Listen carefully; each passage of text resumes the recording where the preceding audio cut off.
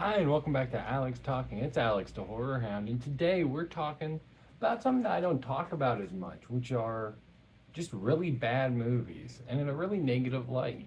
These are the movies that pissed me off and insulted my intelligence or offended me the most in the year 2025, of which I saw 191 new releases, which I think it's always important to acknowledge how many new releases you see and give context when making a list, especially like this or the best of the year. Because if you're somebody who has a movie that I have in this bottom 10 on your best of the year, but you didn't watch 191 movies, don't feel bad about that. Maybe you liked it. Maybe you just didn't watch as many movies and it worked for you in a way that it didn't work for me. That being said, I have nothing nice to say about a single one of the movies I'm going to be talking about today, which is not a way that I typically approach talking about movies. But let's just have some fun with it and dig right on in. With some dog shit at number 10. At number 10, not only is this the least of least worst movies on this list, I'd also give it the benefit of the doubt and say it's right on par with another blockbuster from Warner Brothers that's going to be on this list. It's number 6 for being about the same level of quality as in just it's a bad blockbuster that is visually disgusting because in 2025 and the past couple of years, blockbusters have gone from bad to worse in terms of visuals, and now they aren't even lit properly or color graded correctly. And one of the greatest examples and offensive examples of that to me was Superman. Superman's number 10 on my worst movies of the year list. I didn't see that coming, but I fucking hated this movie. And for good reason. Because it's dumb, it is hollow, it has nothing real to say. But it also, more than anything, is a movie that got so much money put into it and is just so ugly to look at. I mean, all I have to say is Baby Joey. And you should know exactly how bad this movie is to look at. Just thinking about that scene, if you've seen it.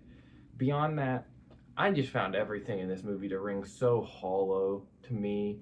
Down to, so much of it is hinging on the fact that you care about a Crypto the Superdog, which is a character that I honestly have always enjoyed and been looking forward to them putting in a movie for years. It's just an annoying CGI dog. He's never cute, never does anything other than just being an annoying dog.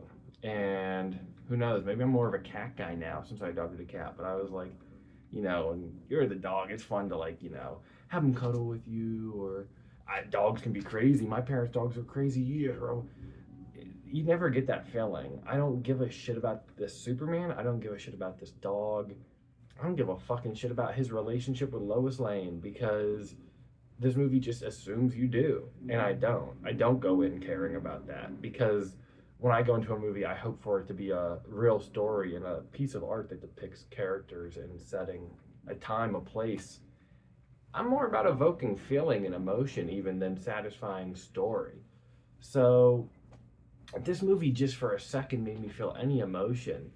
I would have given it a little bit of the benefit of the doubt, let it off the hook a little bit. But when a movie is this ugly, this expensive, and more than anything, just existing to be like over and over again, come on, look at this.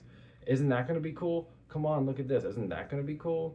Don't you give a don't you care about these 3 random Justice League characters that feel like they're the only characters that populate this entire universe because we see them over and over again, even though they're completely inconsequential and mean nothing? They'll be the ones that pop up to save the day in the third act when Superman can't. So don't worry, that's why we care about those piece of shit nothing characters.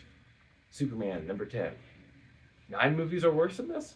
Well, yes, because number 9 is Captain America: Brave New World. Those are the only 2 superhero movies on this list, and they're right next to each other because they're on the exact same level of quality, in my opinion. I just personally feel like Captain America 4 is going to age much more poorly in terms of the fact that I just saw Avatar: Fire and Ash, and they had a trailer to tell us, just specifically to tell us, that a new Captain America is coming for the new Avengers movie. The old Captain America is coming back. And I was just so flabbergasted by that. And per the parameters I set for this list, Superman and Captain America had to be here. There's indie movies that came out this year. Like, there was this indie horror movie called Rosario, And there's an action movie from Joe Carnahan called Shadow Force. Will Ferrell and Reese Witherspoon were in a terrible rom-com called You're Cordially Invited. These are all movies that were just as bad. But they weren't movies that have just been making this like same mistake in the same cycle for years and years and years. And they didn't insult my intelligence nearly as much as Captain America 4 did, in which it was just such an obvious hatchet job trying to stitch together this Frankenstein's monster of a movie that had been reshot to hell and doesn't make any sort of compelling argument for existing. At no point of this runtime is there any reason to give a shit about anything happening on the screen or think any of the action is cool or looks cool. I don't remember the action. I remember like a helicarrier action sequence. They're like flying around. I mean, they literally put in a guy named fucking Green Falcon. They gave the boring ass Falcon Captain America a Falcon sidekick, and they wanted people to care. Nobody did. So Steve Rogers will be back, and I still don't care. Number 8, Fuck My Son. This is a movie I saw at Fantastic Fest, and I just assumed it was going to be some wild shit that you see at a film festival. Good time, midnight movie. It was slop.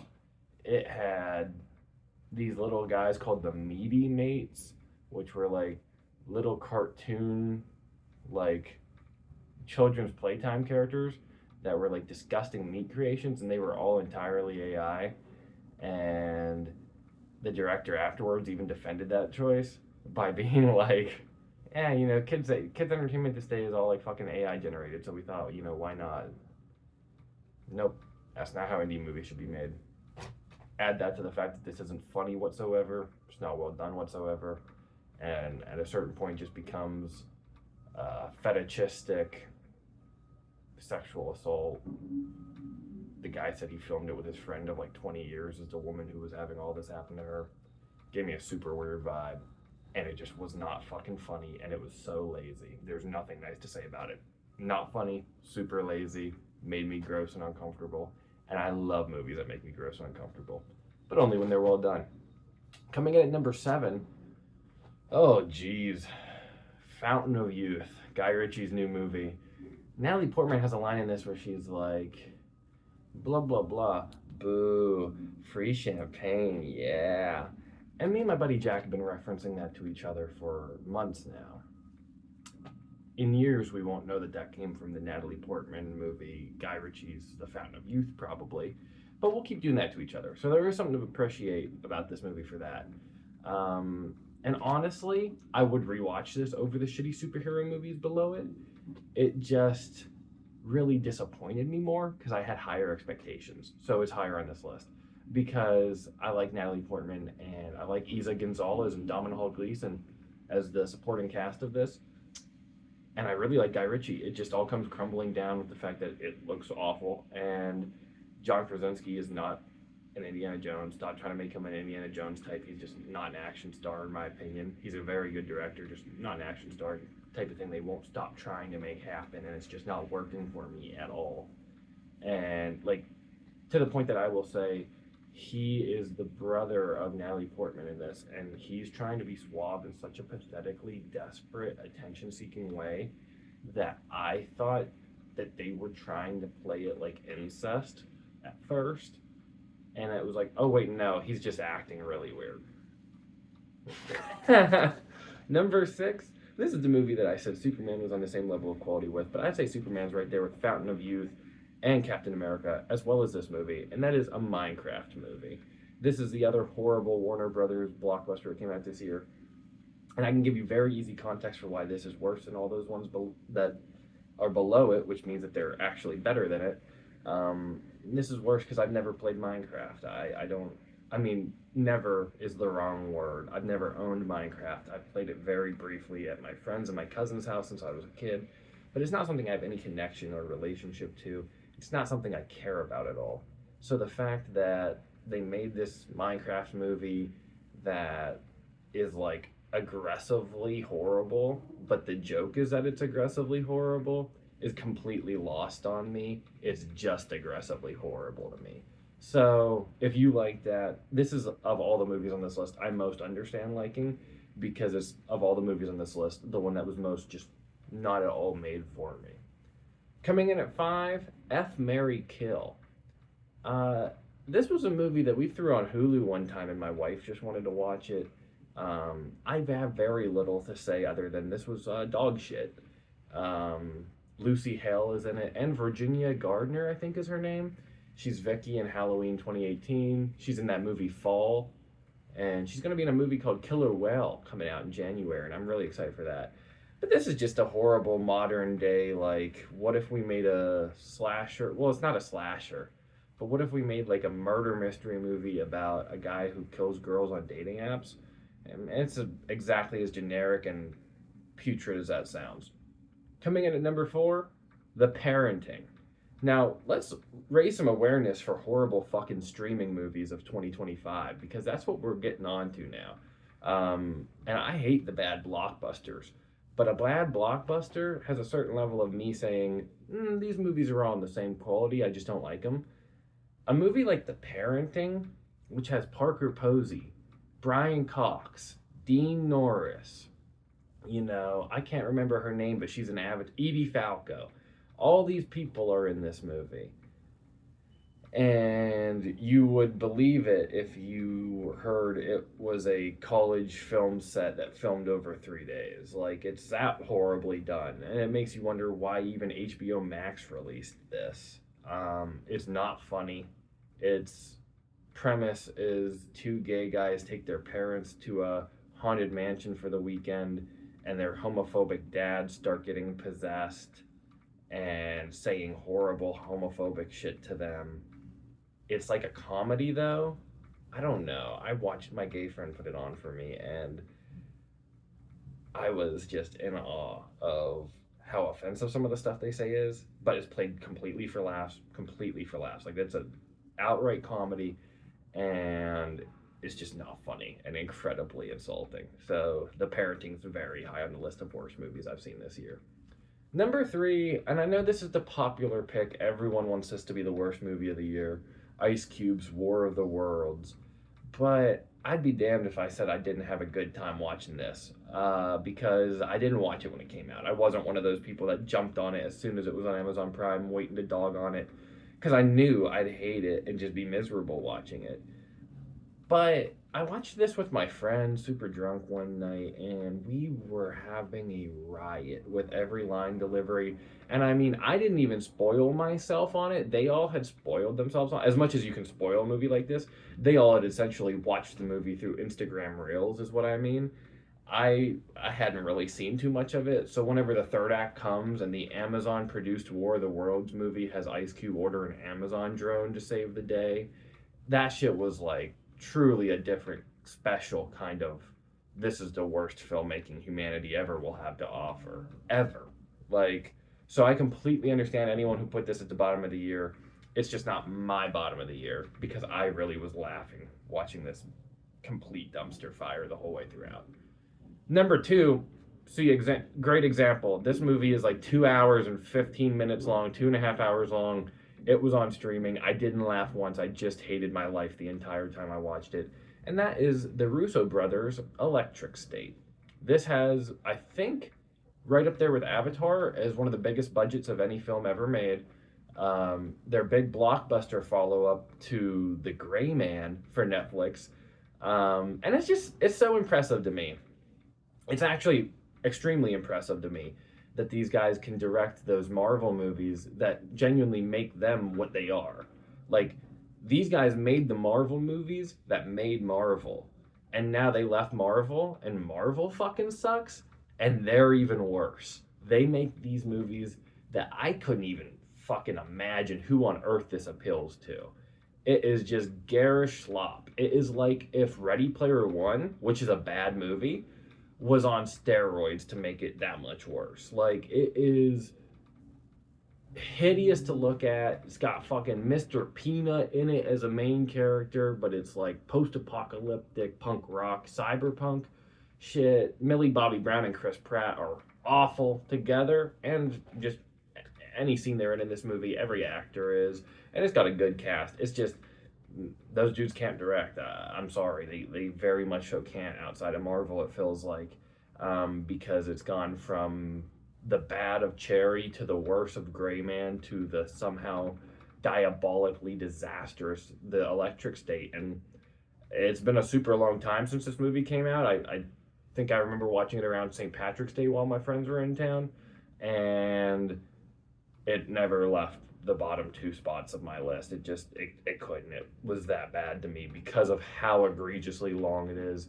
and how obsessively evil and monotonous every second and every single decision in it was to get through. It is horribly done in every single way. An awful idea and executed even worse. But the worst movie of the year definitely has to go to maybe the worst idea for a movie all year, and that's giving the first Star Trek movie in 9 years to Paramount Plus. Nobody knows a new Star Trek movie came out this year. And it's hard because I can't even talk about it to people. Because what do you say? Oh, a new Star Trek movie came out with fucking Michelle Yeoh as the lead of it, and it has Sam Richardson from Detroiters, and it's like, what if Star Trek was the Suicide Squad, and it's a sequel to Deep Space Nine from the 90s, a television show from the 90s, but they made a movie sequel to it with an Oscar winner from 2 years ago, and it's easily the worst movie I saw this year. There's nothing nice to say about this movie, and it is just inherently flawed from a conceptual level. It's the exact result of a studio having a streaming platform now and knowing that they can force feed people who like a certain brand something on it and releasing genuine, no effort, the worst version of it humanly possible. And that's what Section 31 is, and it is the worst Star Trek movie that'll ever exist. I very, very much so believe that it'd be hard to top that. They'd have to go to an impressive level to make a Star Trek movie worse than this, because I think you have to go to an impressive level to make a movie worse than this. And that is why it is my least favorite movie of the year. Please save me. Tell me your favorite movies of the year in the comments, as well as some of your least favorites. I just like talking about the good with the bad, and it can be easy to devolve into just making fun of movies and talking about terrible movies over and over whenever you start talking about shit like blockbusters and superhero movies. So let's not do that. The Plague is in theaters right now, a new Joel Edgerton movie, as well as coming soon, Good Luck, Have Fun, Don't Die, the new Gore Verbinski movie. These are some of the best movies of the year, and I highly recommend giving them a try and going to see them. As well as stuff like 28 Years Later, Primate. Primate comes out this week. Primate was a very fun movie. Very fun movie. Begonia is a great movie. Keep your eye out for Dolly on the horizon, and when Deathgasm 2 comes out, that's going to be a blast for you, because it was for me. So thank you for watching. I hope you had a great 2025. I will link the best movies of 2025 video I made down in the comments, as well as my Letterboxd if you want to give that a follow at Magnolia Fan. And here's to another great year of movies in 2026. Keep watching movies and let's keep talking about them. God bless.